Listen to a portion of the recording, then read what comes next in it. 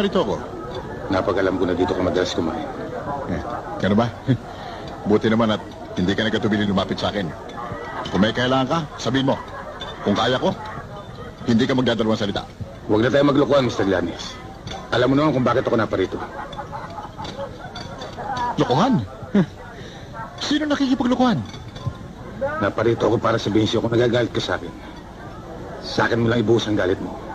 Huwag ka na magdamay ng iba. Ano ba pinagsasabi mo? Huwag ka na magpalusot, Mr. Llanes. Alam kong ikaw nagpabili sa akin kagabi. Alam mo bang kumunti kang tamaan ng aking anak? Kung may nangyari sa aking anak, huwag mo sabihing malakas ka. Huwag mo sabihing marami kang tawan. At huwag mo rin sabihing marami kang salapi. Pare-pareho lang tayo. Isang bala ka lang.